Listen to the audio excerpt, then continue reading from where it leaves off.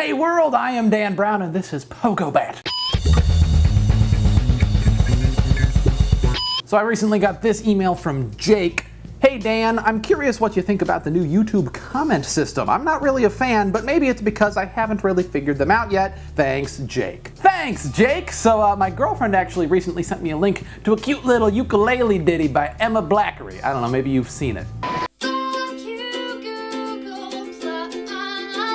I must say, I think that she pretty accurately and succinctly sums up the way we all feel about Google trying to force their failed social network down our throats. I mean, I am all for YouTube improving its comment section, you know, putting the comments that are most relevant to me right on top where I can see them. That is cool, but why does YouTube need any website other than YouTube to make that happen? Why can't they use who I'm subscribed to and whose content I comment on the most, rather than some social network that nobody has time for? Honestly, I'm more than a little bit creeped out by this. You know, the multinational intelligence conglomerate that is Google not only wants us to act in a very specific way, but it's almost like they feel entitled, like they're a little bit offended that we might choose to not live in the digital bubble they have so carefully constructed for us.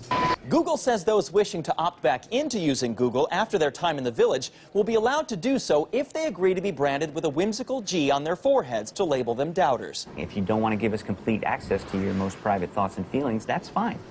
You can just toil in the hinterlands and die young. This last week I was watching fellow YouTuber Hank Green's take on all of this nonsense, and while I do agree with the general seething sentiment that you can just kind of infer from his tone of voice, there was one thing he said that is so wrong that it makes the baby Jesus cry. As they say, everyone complains about the weather, but nobody does anything about it. I think that was Mark Twain, and that is still the case, except this time it's YouTube. And the reason nobody does anything about it is because we can't. We cannot control them. So, situation is that we're just gonna have to deal with it.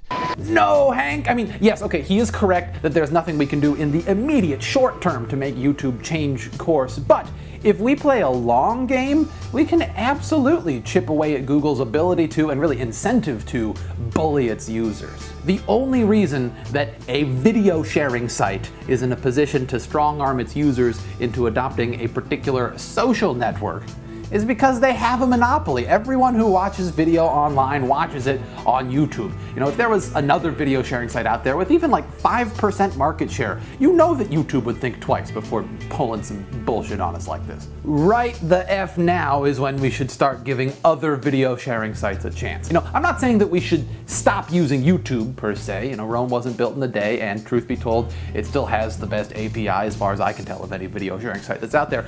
But, you know, for example, from this day forward, I will be uploading episodes of POGOBAT not exclusively to YouTube, but also to Vimeo and Dailymotion. I'll put links in the description to my accounts on those websites. I will also, from this day forward, be attempting a new money-making model for new episodes of POGOBAT, because, let's be serious, who needs ads? Especially when YouTube takes a 45% cut anyway. Shit's ridiculous. POGOBAT from this day forward will be ad-free in hopes that you guys will support my endeavors via Patreon, which is kind of like Kickstarter, except for like recurring projects, not just a project that happens once. So instead of giving me like $25 once, I'm hoping that you'll give me 25 cents on a recurring basis, you know, each time I upload an episode. Or like 2 cents, I don't care. Or nothing, you don't have to. There is a link to my Patreon in the description, and now an animated quandary from Moonshoes Patty. Let me ask you this. At what point can you consider yourself an adult? And I don't really have a joke for this. I'm genuinely curious. Like, I'm 22 years old, and I think by all accounts I could safely describe myself as a man and not a boy. But let me tell you, it does not feel like that sometimes. I mean, I can gamble, I own my own car, hell, I can be sentenced to imprisonment for the rest of my life. By all definitions, I am an adult. But can I tell you a secret? I have no idea what the f*** I'm doing. So you tell me, where is the invisible line that you cross and suddenly, poof, you're tucking your t-shirt into your jeans and grilling steaks for the neighbors you've invited over for your 4th of July barbecue? At what point do you become an adult? Thanks, Moonshoes dude. Okay, I got this email from Utkarsh in Mumbai. Hey, I like your videos, but yes, your talks are sometimes stupid. Some are great. I am a die-hard fan of Batman. Then I made a benchmark to be the best. I am pulled towards getting better. In The Dark Knight Rises, though I agree it was a fiction movie, I feel motivated that never give up. However, what can be done now is this. raise ourselves. Raise ourselves! How? I believe big steps need to be taken, but first, we need to get better. I am sure you have many more strengths, just like Rubik's Cube, which you can share. Yeah. I have a question. What can be done? Ask this in a video. What kind of world do you want to make?